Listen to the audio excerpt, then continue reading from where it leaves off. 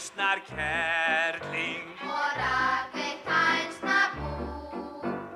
Hænurnar urpu eggjum Sem áttu ég og þú.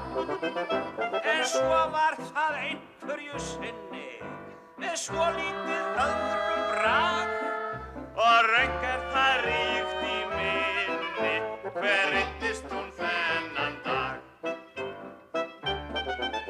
Í hænsnakofa hennar Var haldið þandaball því haninn hann var ungur og hneigður fyrir allt.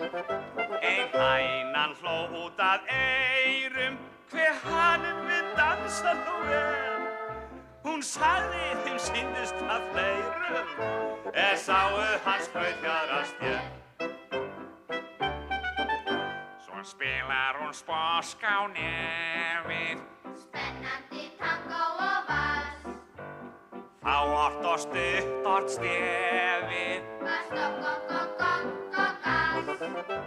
En haninn var kankvís og kátur með kambinum hljóðfallið sló og skarinn allur tók undir sitt alkunnaga agagó.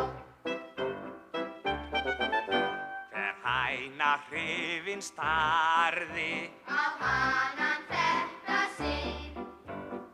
hugsuðu eflaust allar Hann þó haninn minn. og heimsins sælustu hænur þær héldu sig allar jafnt. Af heimsins montnustu hænsnum var haninn montnustur samt.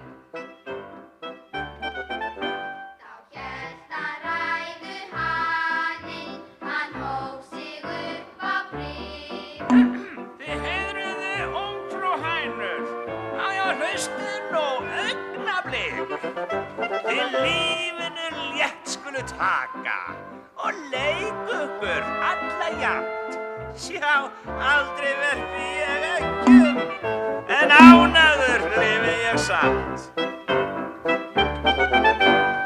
Gleði tóm og glaumur og gaman lífið ef enginn verpir eggjum en allir skemmta sér. Og hænurnar góndu á hann glaðar og gögguðu margar. Sögðu og veltu þá vöngum. Nú verpi ég alls ekki meir. Þá ræðst í dyrnar ranka. Hún reif Hvað er nú að sjá?